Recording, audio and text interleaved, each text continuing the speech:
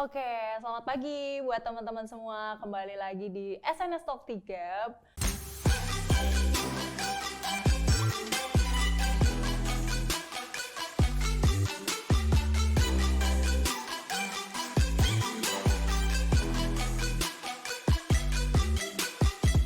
Aku, Farah, dan kita udah kedatangan seorang business advisor sekaligus business advisor tuh konsultan bisnis ya Mas ya berarti? Betul ya, berarti konsultan bisnis sekaligus business advisor dari Mas Duwerdi Vergiawan.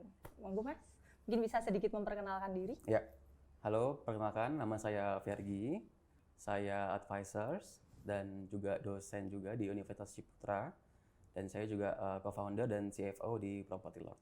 Oke, Mas, sedikit tanya nih Mas, aku tadi sempat lihat-lihat soal Property Lord, dan itu tuh crowdfunding di bidang properti, benar nggak Mas? Betul. Mungkin bisa dijelasin sedikit aja dulu. Aku juga kepo nih.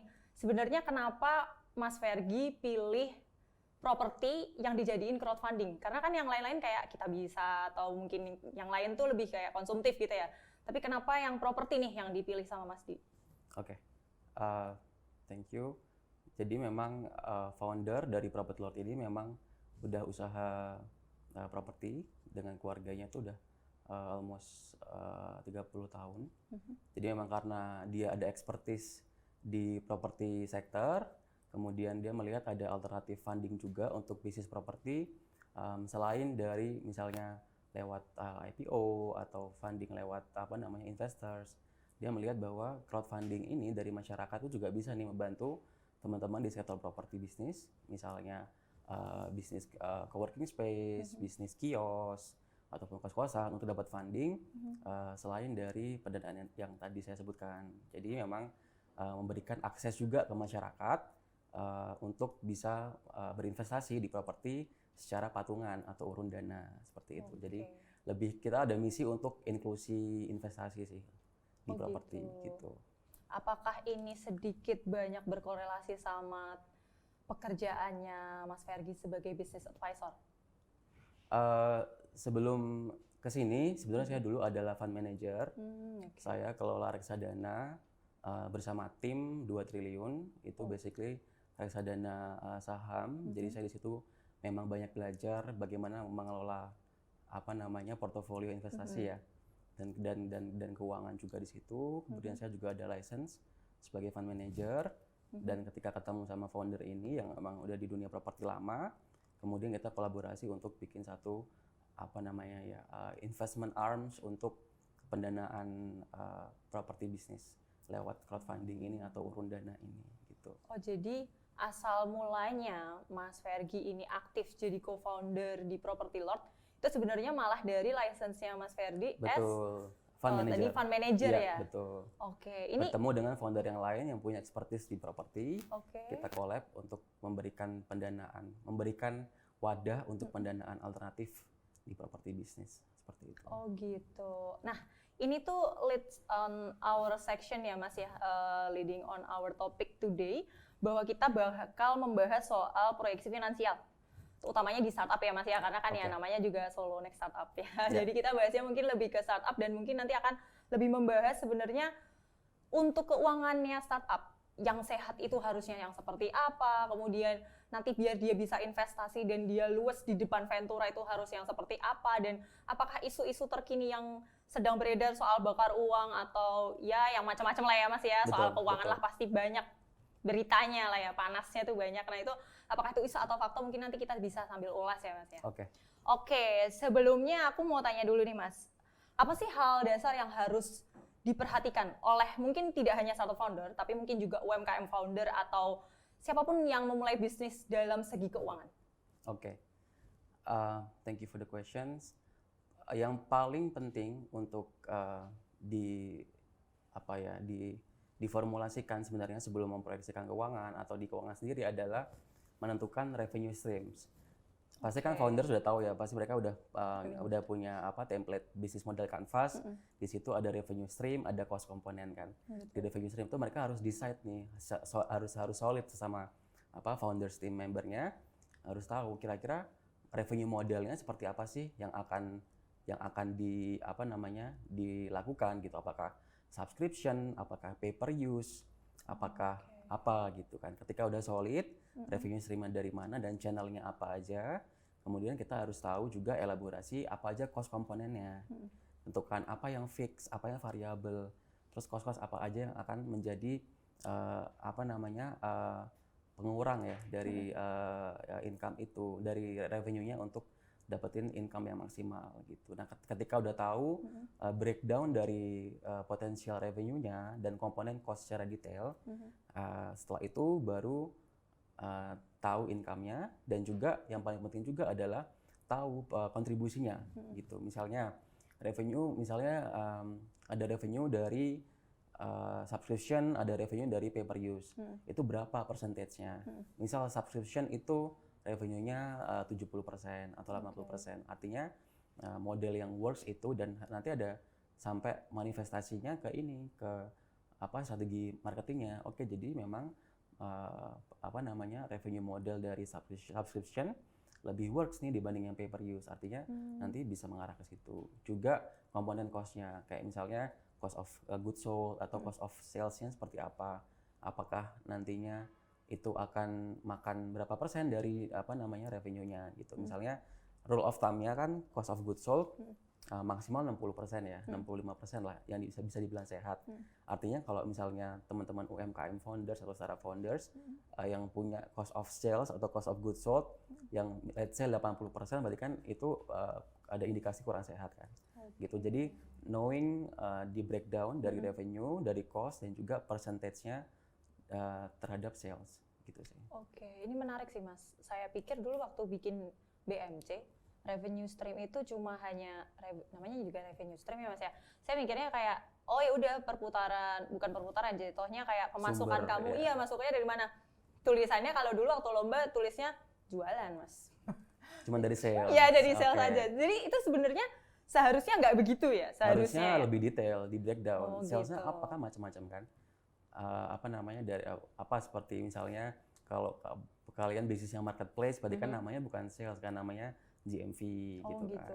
Atau yang tadi saya bilang modelnya seperti apa? Apakah nanti bisa dari sales, dari subscription kah, dari pay per use? Apakah nanti ada model bundling atau apa di situ dengan partnership dengan yang lain, atau punya reseller?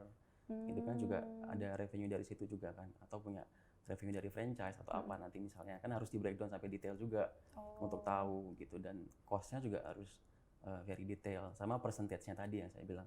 Percentage-nya juga betul, penting ya. percentage-nya harus detail. Menandakan kesehatannya, revenue ada indikasinya. Iya. Oh begitu. Oh I see. Oke Mas, berarti kalau misalnya nih Mas, buat teman-teman startup founder dan UMKM founder terutama yang masih awam banget, saya juga awam nih Mas. Let's say saya pengen cari tahu lah Mas, itu tuh cari taunya dari mana sih? Maksudnya kalau di Google keluar tuh biasanya BMC-nya tuh normal gitu loh Mas, kayak udah BMC terus habis itu ada format BMC terus tulisannya ya udah jualan ini, jualan itu gitu. Nggak ada yang tadi Mas Fergie sebutin kayak GMF ya Mas ya.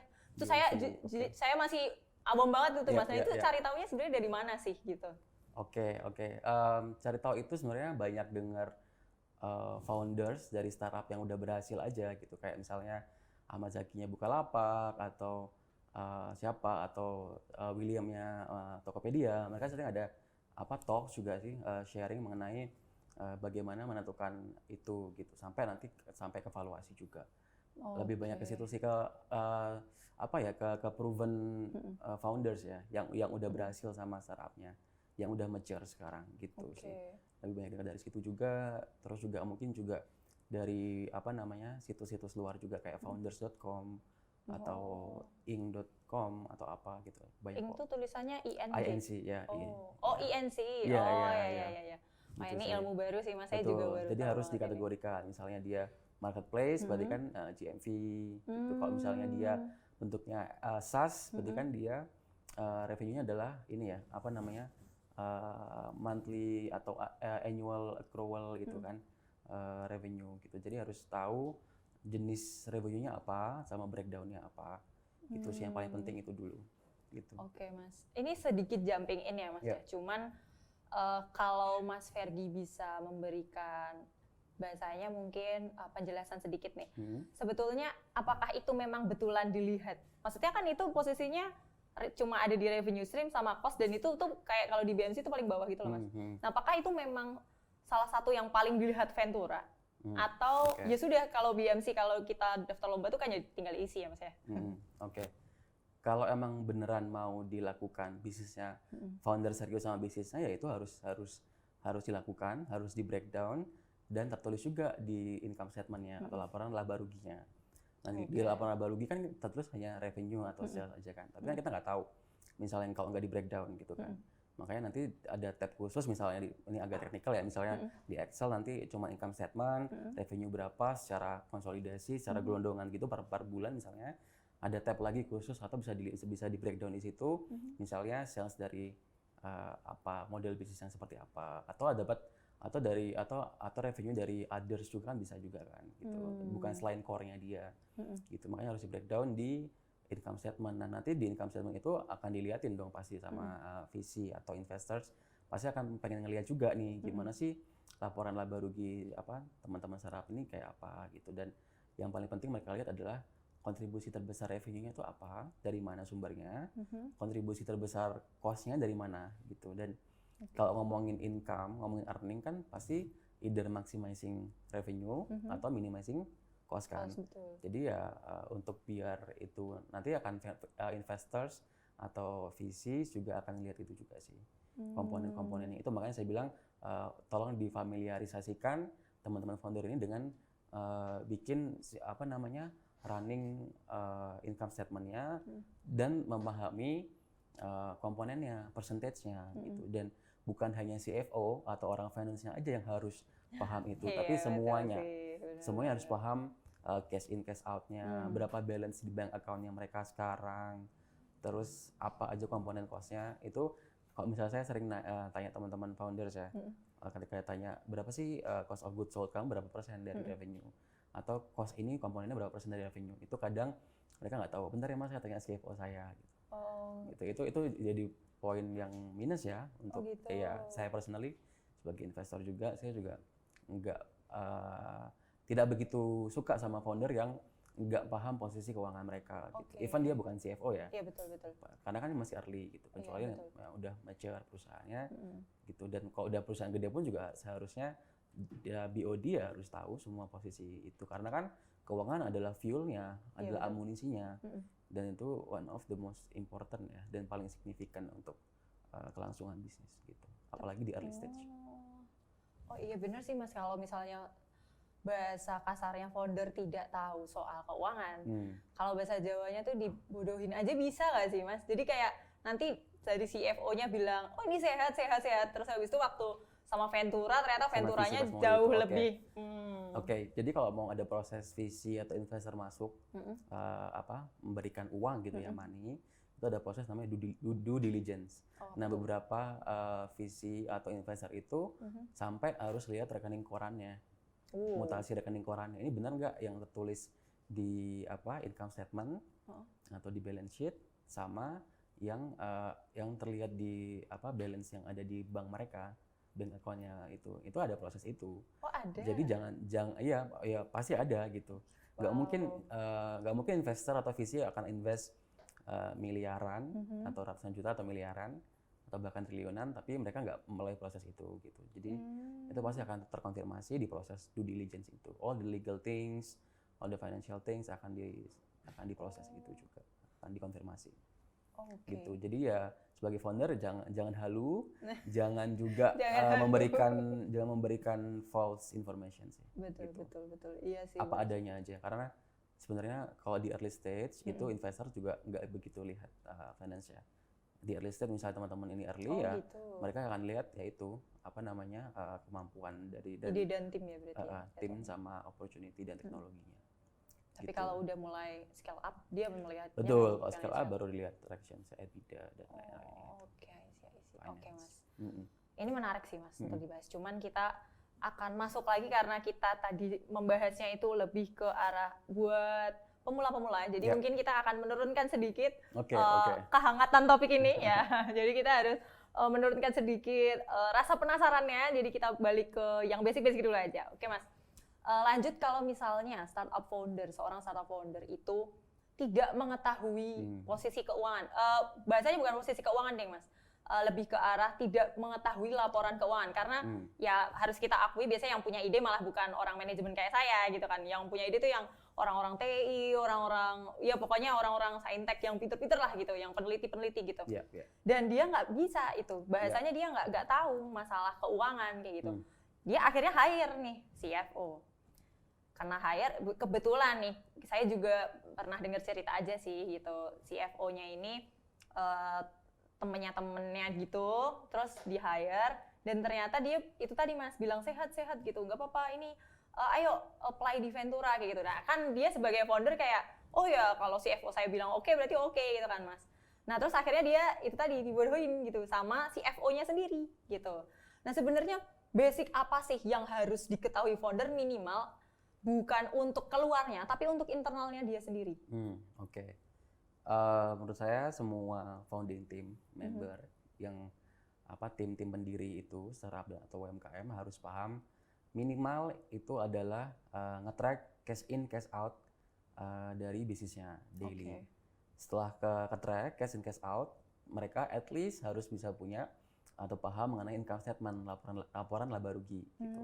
Yang isinya tadi itu komponen revenue apa aja, komponen cost-nya apa aja gitu. Dan itu kalau misalnya ada isu misalnya mereka nggak tahu apa-apa terus hire terus agak dikelabuhi ya sama CFO-nya, ya itu berarti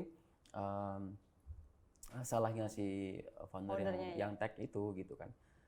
Karena untuk memulai itu ya memang ada fasenya kan, memang ada fase di mana baru building MVP dulu, belum begitu fokus sama keuangan gitu. Tapi at least ketika teman-teman udah punya business model canvas, udah punya proyeksi keuangan, udah paham at least income statement dan memproyeksikan income statement untuk kedepannya gitu. Gitu sih. Jadi income statement dulu, laporan laba rugi dulu yang harus dipahamin teman-teman founder selain CFO ya gitu. Laporan laba rugi itu yang biasanya kalau di OJK keluar itu nggak sih Mas, kalau misalnya kita lihat annual report, terus habis itu yang warnanya kadang hijau kadang kuning itu bukan sih Mas?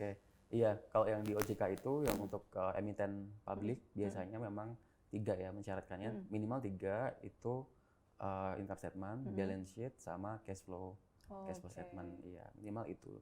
Cuman kalau untuk early startup agak mungkin very complicated ya untuk memahami cash flow statement yang ada investing, operational, financing gitu kan. Mungkin lebih ke cash in cash out dulu aja, daily ngeluarin cash money in tuh, ngeluarin cash money out tuh buat apa aja, terus tracking money yang masuk, terus direkap aja dalam periodically income statement tadi, misalnya weekly atau monthly gitu sih. Gitu sih, laba rugi dulu aja gitu pertama gitu. Nanti kalau udah punya misalnya udah sampai di step atau stage yang lumayan bisa scale up, udah punya tim, ya bisa dibikin balance sheet, bisa dibikin nanti cash flow statement yang lebih komprehensif gitu. Gitu. Nantinya juga teman-teman harus menyiapkan namanya cap table, capitalization table, itu intinya juga shares-nya founders itu apa aja kan, model macam-macam ya, kepemilikan saham kan macam-macam ya, ada yang common shares, ada warrant, ada preferred shares. Ketika ada venture capital masuk, itu gimana, itu juga harus disiapkan untuk cap table-nya itu. Gitu juga penting. Tapi sebelum ke situ, mereka harus at least paham tracking, cash in, cash out, terus paham untuk nge-develop income statement dulu. Gitu. Income statement Mas, itu iya, laba rugi. Bahkan saya aja yang basisnya orang manajemen juga pusing Mas bacanya. Apalagi orang lain, tapi ya memang resikonya ya Mas ya, namanya juga udah mendalami bisnis, ya mau nggak mau harus lewat itu dulu. Berarti tapi ada statement bagus nih Mas tadi dari Mas Fergie tadi bahwa kalau misalnya dibodohin sama CFO berarti yang salah foundernya, karena seharusnya di tahap early stage dia itu harus at least melalui itu. Betul. Berarti seharusnya dari awal apakah mereka seharusnya tidak punya CFO atau bagaimana? Karena kan seandainya kita masuk ke inkubator gitu, di mana dia punya seleksi, pasti dia tanya timnya susunannya kayak gimana. Terus nanti pasti dia tanya, loh kok nggak ada CFO-nya kayak gitu. Jadi seharusnya propernya harusnya gimana? Oke. kalau emang yang punya initial idea itu semua orang teknik atau orang science, bisa misalnya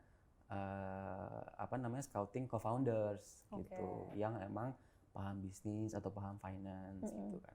Jadi bukan hire sebagai professional director di perusahaannya, tapi ada opportunity sebagai co-founder. Oh gitu. Karena saya juga co-founder kan, itu juga founder saya yang orang properti ini memang punya initial idea, terus dia butuh orang yang paham finance, investment, terus juga akhirnya dia minta saya sebagai co-founder.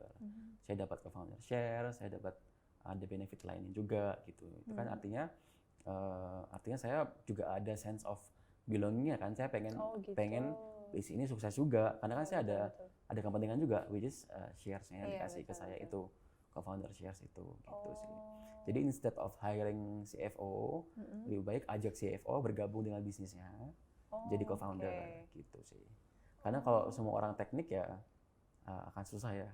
Sementara kan bisnis juga harus juga harus dipahami juga financially gitu kan. Jadi harus imbang juga sih gitu. Oh, ternyata ada perbedaan ya Mas. Maksudnya dalam artian kalau kita menjadikan mereka sebagai co-founder, ini saya juga baru tahu. Kita menjadikan dia sebagai co-founder dengan kita menjadikan dia sebagai chief operating, CFO itu bisa aja gitu. CFO aja itu bisa berbeda bisa gitu. beda banget. Bisa beda banget. Makes differences-nya segitu. Beda lagi ketika nanti teman-teman misalnya udah punya legal entity, badan hukum misalnya PT, tapi belum meng-hire direksi yang kompeten di situ, misalnya belum punya CFO tapi udah punya legal, ya kan. Berarti kan CFO-nya nanti nggak punya shares yang ada di PT itu kan. Betul. Hanya misalnya ada perjanjian bagi shares dari CEO-nya misalnya. Gitu. Itu juga akan mempengaruhi beda juga gitu sih. Jadi kalau bisa as early as possible sebelum bikin legal entity ya udah lengkap dulu nih informasi foundersnya. Ada orang tech, ada orang bisnis gitu, ada orang experience juga gitu yang membangun experience dari si apps atau webnya kalau misalnya tech base ya gitu. Oke Mas, mungkin agak sedikit mengklariti lagi. Berarti seandainya ini lebih ke arah sebutan aja sih Mas sebetulnya. Jadi kan kita ada yang menyebut sekarang itu kan startup tuh pasti lebih familiar dengan C-level. Jadi chief financial operating, chief marketing officer kayak gitu kan. Macam-macam gitu sih. Nah, dengan co-founder ini sebenarnya kalau secara harfiah itu tuh sama aja ya sebenarnya atau beda sih sebenarnya? Nah, kalau co-founder itu adalah mereka yang memang ada dari tahap awal dari bisnisnya gitu, dari posisi dari ideation, dari problem solving stage. Itu mereka udah ada di situ gitu. Dan secara harfiah mereka yang punya kepemilikannya dari awal dari si entity itu gitu. Kecuali kalau misalnya mereka udah running yang namanya CFO aja, misalnya mereka nggak punya share, hanya dibayar gaji aja gitu, tanpa punya share, tanpa menjadi bagian dari founding team gitu ya. Jadi yang co-founder itu basically kan adalah founding team kan, tim founding, tim pendiri ya kan, gitu. Jadi kalau misalnya ada tim yang masuk di situ ya semua yang ada di situ adalah co-founders gitu. Apakah jabatannya CTO, CFO, CMO, CEO, CXO atau apa. Ini lumayan mencerahkan sih Mas, soalnya biasanya kalau misalnya teman-teman startup itu rata-rata memberikan teman-temannya nama, itu tuh C-level gitu, jadi COO, CMO, CFO gitu, jadi mungkin betternya dibilangnya co-founder mungkin ya Mas ya? Iya, co-founder dan jabatannya mereka. Bisa juga, misalkan saya co-founder dan CFO, misalnya seperti itu. Oke, dan kalau misalnya mau finansialnya aman dan bahasanya tidak dibodohin lah kayak gitu, better mempersiapkan legality-nya setelah CFO-nya masuk. Setelah susunan founding timnya dan susunan direksinya sudah lengkap. Oh gitu. Oke, siap. Oke. Mungkin ada pertanyaan selanjutnya ya Mas ya. Oke. Ketika menghadapi beberapa hal yang tidak terduga dalam kondisi contohnya pas Covid gini lah Mas gampangannya. Kebijakan pemerintah soal finansial, terutama finansial untuk usaha, itu tuh ada perubahan nggak sih? Ada adaptasi nggak? Terutama kan kemarin ya yang hot issue kan, ya bukan pas pandemi juga sih sebetulnya, Omnibus Law misalnya. Apakah itu juga mempengaruhi arranging finansialnya teman-teman startup atau gimana?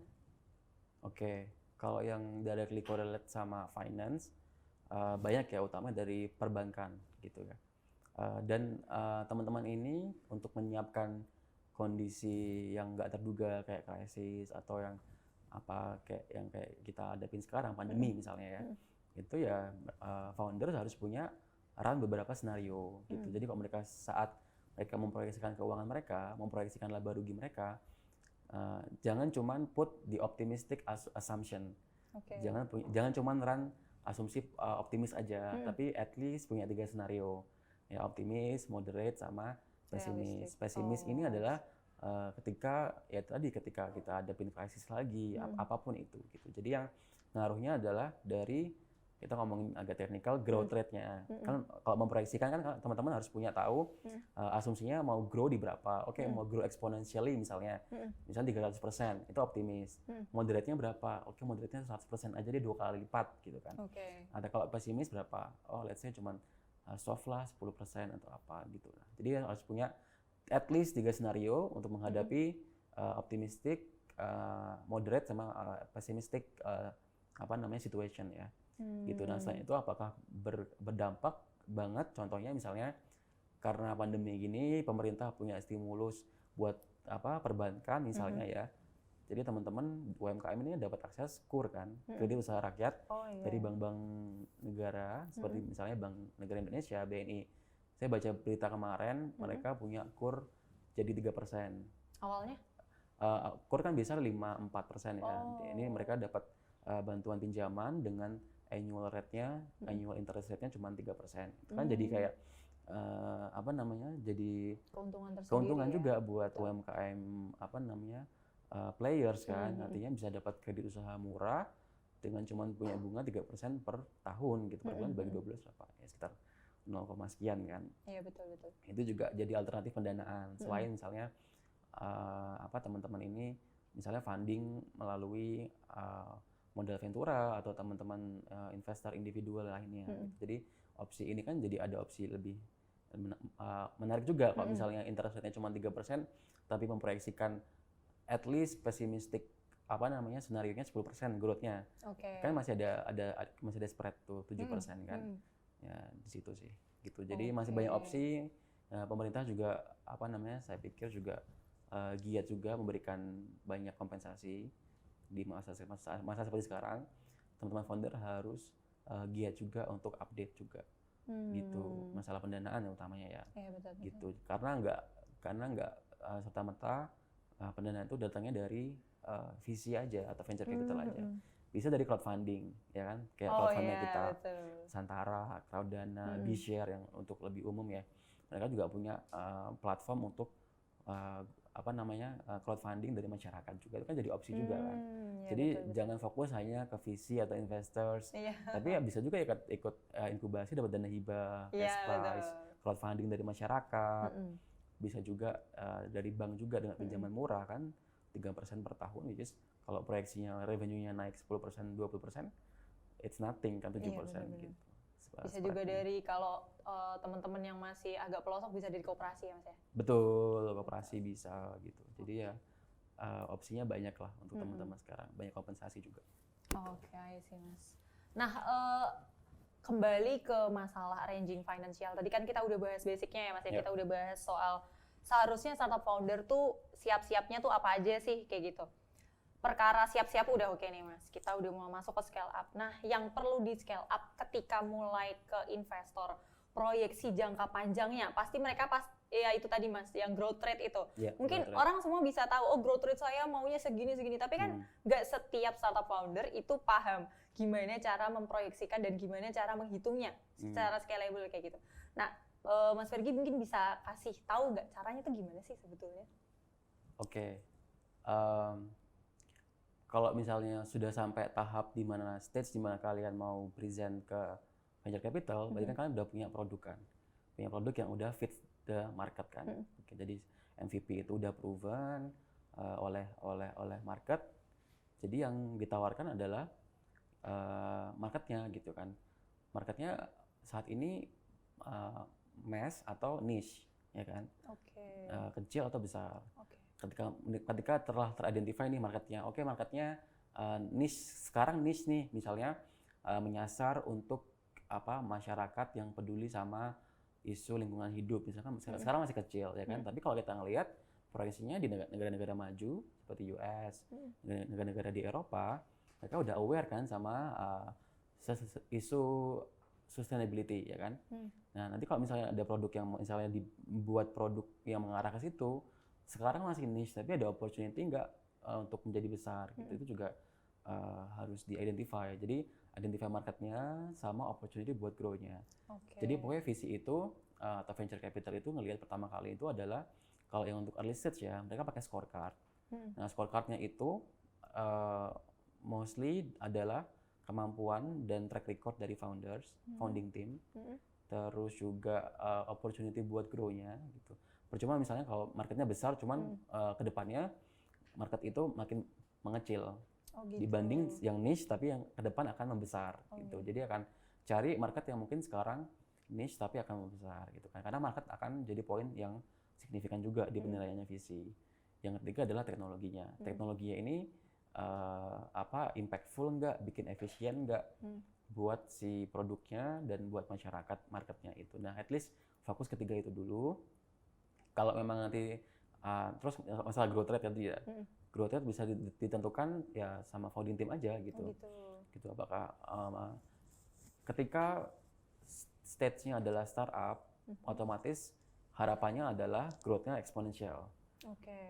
Growth-nya majemuk gitu. Jadi nggak stuck yang misalnya let's say 10%, 20%, gitu ya, tapi yang bisa jamnya bisa eksponensial, bisa 300%, 500% gitu. Dan ketika bisnis kalian nggak bisa grow 300-500%, jangan berizin ke visi. Karena visi di early mereka mau exponential growth.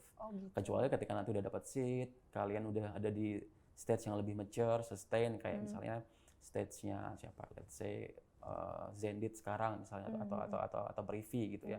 Mereka kan udah apa namanya? Udah fundingnya berseri-seri kan. Nah, kalau udah funding berseri itu yang dilihat ya EBITDA, earning gitu kan. Akan fokusnya adalah ngeran valuasinya lewat earningnya mereka dan lebih sustain. Jadi kalau early ya kenapa mereka masuk kenapa investor masuk early ya ada harapan untuk exponential growth ya kan. Kalau nggak exponential ngapain mereka invest di early stage startup yang ada kemungkinan lebih besar untuk gagal. Iya betul. Gitu. Mending mereka invest di capital market misalnya di urusan yang lebih besar gitu daripada di startup gitu. Jadi ada story-nya, katalis story-nya adalah growth rate itu bisa eksponensial nggak? Kalau nggak bisa eksponensial aja nggak pitching ke visi gitu. Ambil pendanaan dari tempat lain aja gitu. Oke, saking menariknya perbincangan tadi nih Mas. Ada beberapa pertanyaan titipan juga dari teman-teman saya. Yang pertama nih dari Bimo Trigunawan. Nah, dia tuh nanya, rencananya saya ingin memiliki startup digital. Namun beberapa orang bilang parameter profitabilitas startup digital itu lebih sering ke bakar uang. Jadi kayak bakar uang tuh selalu direferensikan sebagai kalau kamu mau dapat profit harus bakar uang gitu. Nah, gimana nih Mas tanggapannya? Oke. Kembali lagi ke startup yang dimaksud ya. Kalau memang startupnya ini adalah startup yang punya teknologi yang bisa mengubah cara hidup manusia gitu, misalnya gitu ya. Otomatis wajar dong ketika dia nggak punya earning gitu. Ketika money yang out lebih besar dari money yang in. Wajar aja karena dia invest di R&D misalnya, research and development, dia invest di engineering, dia build teknologinya ya. Wajar gitu. Tapi mau sampai kapan burning point itu bisa kembali ya, bisa jadi ada di profitability lagi, itu harus didiscuss ya sama founders. Nah, ketika startup bakar uang atau kayak burning sama money, itu kan ada ekspektasi ketika nanti teknologinya sudah solid, itu akan bisa create value, juga bisa menghasilkan potensial earning yang lebih besar lagi gitu kan. Ya it's okay ketika modal awalnya nih itu masih ada dan masih bisa digunakan oleh founding team gitu. Misalnya burning rate-nya ada di level X gitu ya. Oke. Level X. Jadi burning rate itu adalah monthly income, monthly cash in dikurangi monthly cash out, ya kan? Oke. Oke, jadi ketika monthly cash out-nya lebih besar, kan ada rate-nya kan. Nah, Iya. itu rate itu dibagi sama periodenya tadi gitu kan. Ketemu oke berapa runway-nya tadi kan. Runway itu basically berapa lama lagi sih gitu si modal awal yang di store tadi oleh founding team atau oleh angel itu akan habis gitu. Oh gitu. Untuk pembiayaan sehari-hari tadi untuk apa? Untuk R&D atau untuk build engineering apa namanya? Platform kayak gitu tadi. Nah, jadi sebelum sebelum runway-nya adalah sebelum 6 bulan sampai modal itu habis. Paham nggak? Ketika 6 bulan sebelum modal itu habis, teman-teman founder founding team udah harus funding lagi. Oh gitu. Jadi mengetahui burning rate. Jadi burning money itu nggak apa-apa ketika teman-teman founders tahu burning rate-nya berapa, runway-nya sampai kapan uang modalnya habis, sampai teman-teman bisa memproyeksikan uang ini bisa digunakan berapa lama lagi dan apakah ada funding lagi untuk punya nyawa berapa tahun atau berapa bulan lagi gitu. Jadi untuk apa namanya startup yang capitalnya heavy untuk teknologi ya sangat wajar ketika money out-nya lebih besar dibanding money in-nya gitulah. Ya, tapi yang penting harus tahu kapan runway-nya, kapan nyawanya ini habis, dan sebelum 6 bulan habis sudah harus funding lagi gitu untuk apa namanya untuk memperpanjang nyawanya gitu sampai mereka nanti udah punya solid technology, bisa punya value, bisa akhirnya scale up dan punya revenue dan punya income, sorry. Oke. Gitu. Tapi berarti sebetulnya dalam startup burning money itu necessary nggak? Wajar, itu wajar ketika memang capital yang dihabiskan untuk ngedevelop teknologinya itu signifikan gitu. Tapi kalau misalnya perusahaannya itu nggak punya teknologi, cuman ngebangun e-commerce aja, produk jualannya adalah jualan produk, misalnya bukan jualan service ya questionable ya. Bertanyakan kenapa cuma ngebangun website bisa sampai burning money, miliar gitu ya, burning money gitu. Tapi kalau misalnya bikin satu sistem yang bisa mengubah apa namanya cara hidup kita manusia ya wajar gitu. Gitu sih.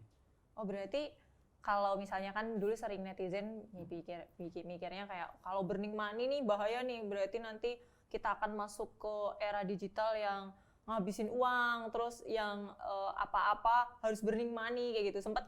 Dulu sempat juga viral di Line gitu kan Mas, kayak bahas soal unicorn gitu juga, terus kayak mereka membahas soal burning money-nya ini tuh sebenarnya kayak manipulatif loh buat netizen karena kan jatuhnya kamu tuh datang karena kamu dikasih promosi voucher diskon gitu. Nah itu tuh sebenarnya apakah pemberian voucher diskon itu apakah termasuk burning money atau mungkin itu hanya sekedar perspektifnya masyarakat dalam melihat itu dan pada akhirnya itu ngeliding mereka sebagai stigma bahwa oh kalau ada voucher diskon, ada startup baru, fix dia burning money atau gimana nih Mas sebenarnya? Oke.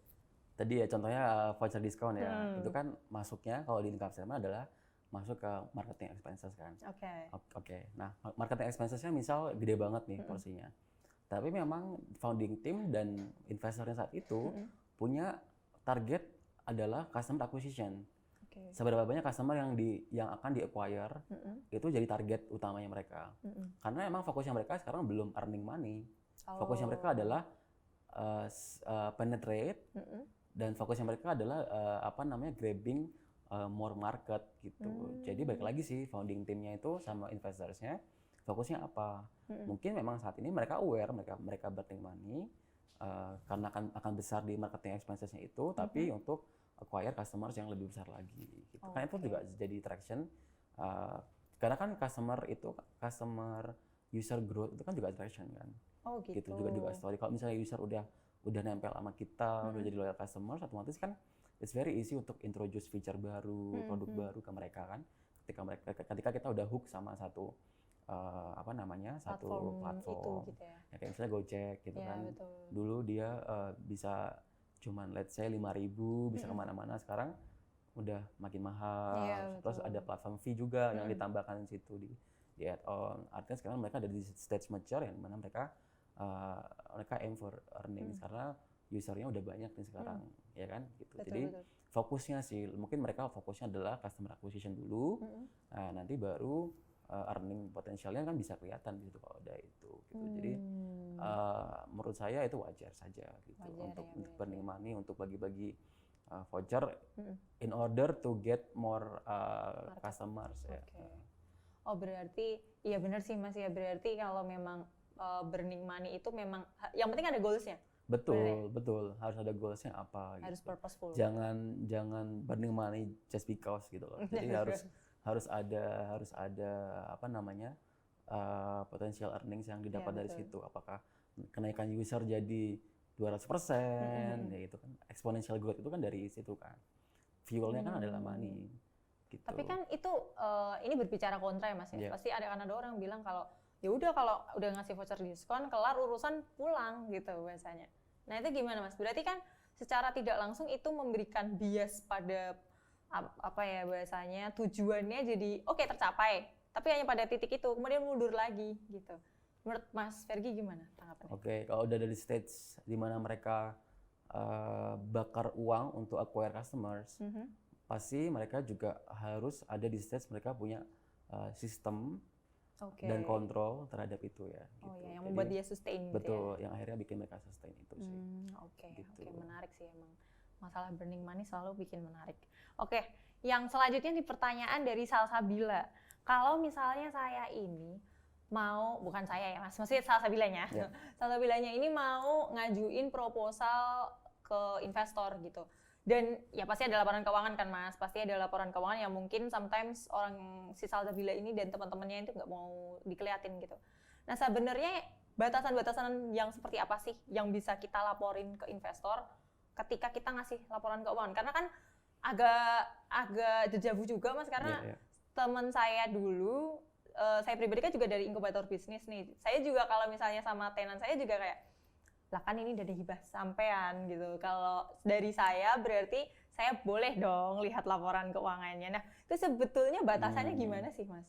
Oke, ini balik lagi ke stage-nya apa. Kalau baru pitching ke investors, ya biasa ya basically adalah laporan laba ruginya, balance sheet-nya, sama cash flow-nya. Itu sih laporan yang minimal ketika pitching harus ada ya gitu. Atau mungkin sebenarnya itu kadang cuma mau lihat laporan laba rugi dan proyeksinya. Kadang balance sheet atau cash flow statement ada di appendix atau ada di apa lampiran. Ketika ditanya baru di show. Karena kan pitching juga nggak bisa panjang kan. Pitching juga cuma let's say 10 menit ya kan, 10 menit pitching. Karena investors kan basically mereka udah punya puluhan ratusan deck yang ada di mejanya mereka kan. Benar. So ketika bisa dapat ketemu apa sama mereka, ada kesempatan buat pitching sama mereka, ya make it significant, make it impactful juga. Gitu. Kalau misalnya memang keuangan itu bukan your strong suit gitu kan, bukan kekuatan utama kalian, tapi yang jadi kekuatan kalian apa tuh harus ditonjolkan gitu. Kadang jadi gini, nggak semua venture capital itu prefer di stage yang agak late ya. Kadang mereka juga masuk di early juga. Mungkin makan sampai di ketika mereka ada baru ada MVP, baru ada prototype, itu kadang mereka mau masuk situ juga gitu. Kadang yang mereka lihat yang tadi saya mention, kadang yang mereka jadi acuannya si VC ketika masuk di early startup, early stage startup atau bahkan di tahap MVP adalah ngelihat siapa sih founding teamnya. Oh gitu. Siapa founding teamnya itu jadi yang paling utama juga gitu. Jadi dari pertimbangan itu. Jadi know your stage. Stage-nya apa ketika mau pitching ke investors. Only provide data yang impactful buat investors. Cari yang satu value sama bisnis kalian. Terus ya pitch di bisnis kalian. Dan ketika nanti ditanyain very spesifik ya itu di appendix aja gitu. Terus ketika udah sampai tahap agreed dengan valuasinya, uang masuknya, investmentnya akan segini gitu, misalnya X amount gitu kan. Nanti ada proses yang saya bilang tadi, due diligence. Nah di due diligence itu mostly VC akan sampai ngelihat rekening korannya, untuk proof bahwa income statement yang disajikan ini nyata, benar, dan punya hak itu gitu. Tapi sebelumnya pasti ada NDA ya, non disclosure agreement. Otomatis dong kalau misalnya ada perjanjian kerahasiaan.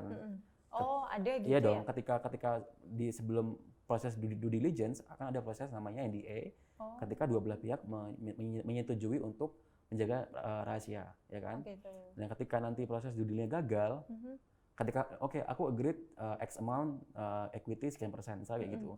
Tapi di proses due diligence ternyata datanya nggak matching. Oh gitu. Oh, Investor bisa pull out. Bisa pull out di proses itu, tapi tetap menjaga rahasianya. Artinya investor nggak boleh ngedisclose laporan ya keuangannya bisnis dong, startup dong. Kita kan udah ada. Begitu pula si startup foundernya juga nggak boleh mendisclose misalnya caranya founders ini nge-review kayak apa atau apa kan gitu. Jadi ada prosesnya ketika pitching, agreement gitu kan, agreed valuations, NDA ya, NDA atau bahkan NDA bisa di awal gitu, bisa pas mau sebelum pitching gitu. Jadi balik lagi tuh polisinya masing-masing sih gitu. Tapi sebelum ke due diligence itu yang harus dibuka semua harus ada NDA-nya. Perjanjian kerahasiaan itu penting sih dijaga. Oh, bener sih Mas. Saya juga ini ilmu barunya banyak banget ya Mas. Cuman yang saya lumayan catchy tadi yang terakhir tuh yang NDA itu. Betul, jadi sebelum itu harus mulai masuk proses ke due diligence. Iya, itu tuh ternyata masih ada ya basis biar sama-sama enak ya Mas ya. Betul. Oke, I see. Oke, ini sebenarnya menarik banget ya teman-teman. Cuman memang pertanyaan yang masuk tuh sebenarnya banyak banget. Cuman ya nggak bisa semuanya ya. Jadi setelah ini kalian bisa langsung drop di kolom komentar yang ada di bawah ini, meski tidak terlihat Mas ya. Oke, kita masuk ke sesi quick question. Yang pertama, profit besar tapi jangka panjang atau profit sedikit tapi jangka pendek? Atau kalau pertanyaannya gitu kayaknya kebalik deh Mas saya pertanyaannya. Profit sedikit tapi jangka panjang atau profit besar tapi jangka pendek? Profit sedikit jangka panjang atau profit besar jangka pendek ya? Kayak kecil-kecil tapi panjang tapi atau yang udah langsung kayak saya milih profit kecil jangka panjang. Kenapa tuh? Tapi ada harapan, ada disclaimer-nya adalah profit itu transaksi itu akan bisa besar ketika ada opportunity dan teknologinya itu signifikan buat market gitu. Gitu. Oke, mungkin masuknya kayak yang ada tadi opportunity buat grow lebih besar lagi nantinya. Exponential growth tadi itu ya Mas ya. Ketika sekarang masih kecil profitnya ya proyeksinya, tapi ketika ada opportunity mereka cuma butuh amunisi misalnya funding bisa grow lebih besar lagi ya ada opportunity untuk dapat cash yang lebih besar lagi nantinya gitu. Oke, I see. Terus quick question yang kedua Mas. Loan or equity? Kayaknya berat banget nih sampai berpikir berat ini. Pasti berat sekali. Berat karena di situasi sekarang banyak opportunity untuk dapat loan dengan interest yang very small. Tapi equity karena equity partner itu pasti ingin startup yang mereka invest itu grow kan. Ketika mereka pengen grow, berarti mereka nggak boleh pasif. Investor juga pasti cari investor juga yang mau trade off equity-nya, tapi mereka juga bantuin juga untuk dapat operational partner, gitu. In a way kayak bantuin untuk dapat potensial clients misalnya, gitu. Cari investor yang aktif, trade equity, tapi bisa buat grow bisnisnya. Gitu. Oke. Bener sih Mas. Masa pandemi kayak gini kredit jadi diturun. Betul. Gitu. Tapi kalau yang dicari bukan hanya uang, tapi ada potensial networknya. Investor kan juga jadi networknya bisnis ketika investor udah ada punya equity di bisnisnya kan. Gitu. Ada juga misalnya investor yang ternyata mungkin bisa punya bisnis yang bisa pakai teknologinya, artinya kan bisa nambah potensi revenue juga di situ gitu. Oke. Pertanyaan selanjutnya. Omset atau profit? Omset atau profit? Ini quick question harus cepet. Oke, profit dan. Profit. Kenapa? Kalau founders udah punya profit margin yang sehat, healthy di early, ya, artinya it's very easy untuk mereka scale up dan punya revenue yang lebih besar. Menurut saya ya, Oke. gitu. Karena kadang kalau revenue besar tapi profit kecil misalnya, jadi kadang itu ada motion di mana mungkin foundersnya itu nggak paham cara budgeting gitu, atau nggak bisa cara minimize the cost, jadi nggak efisien. Kalau profit besar kan otomatis berarti foundersnya efisien gitu. Nanti tinggal di scale up aja untuk salesnya lewat equity partner, operational partnernya tadi ketika ada investor masuk. Oke. Gitu. Profit better. Better. Pertanyaan terakhir, tapi mungkin ini sebagai business advisor pasti dilema ini. Customer atau investor? Ini gampang, sebenarnya gampang. Oh malah gampang loh, iya. kok malah gampang? Customers. Kenapa? Customers, ya karena customers adalah inline sama potensial kan. Potential market yang akan di-grab sama bisnisnya gitu. Kalau investors, basically kalau memang kalian udah punya market yang besar, marketnya besar dan udah ada transaction di situ, udah ada transaction, otomatis kan udah ada sales, udah ada revenue, udah ada profit, otomatis kalau market yang di tap udah besar ya, misalnya udah berprofit, yang ngapain butuh investors kan, bisa dari founding team udah bisa gerak sendiri untuk majuin bisnisnya mereka. Oke, siap. Gitu sih. Oke, sebenarnya masih ada satu pertanyaan lagi, tapi saya udah tahu jawabannya. Financial growth linear atau eksponensial, itu kayaknya jelas jawabannya kedua. Karena tadi udah dibahas ya. Betul. Oke, betul. Oke, benar banget. Oke, untuk SNS Talk kali ini, karena kita ngomongin finansial, memang asik banget, tapi ya waktunya terbatas ya teman-teman, biar teman-teman nggak ngantuk, kita bahas aja di kolom komentar ya, meskipun nanti nggak bisa ngobrol langsung, tapi nanti mungkin Mas Fergie bisa mampir ya Mas ya ke Solo Next Startup Instagramnya, terus nanti tips-tips lah Mas jawabin. Oh ternyata begini kan asik nih teman-teman sama teman-teman startup founder gitu. Siapa tahu nanti yang dilirik sama Mas Fergie misalnya untuk dibiayai gitu ya, jangan menurunkan harapan, tetap harus berharap. Oke, begitu aja dari saya dan dari Mas Fergie. Kurang lebihnya kami mohon maaf, dan jangan lupa buat teman-teman yang belum daftar di SNS Community, bisa banget daftar lewat solonextstartup.id di website.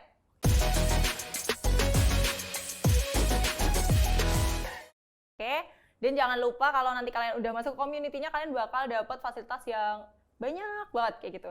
Tapi banyaknya seperti apa ya? Pokoknya gabung aja dulu. Gitu ya Mas ya. Oke, sekian dari kami. Wassalamualaikum warahmatullahi wabarakatuh dan sampai jumpa.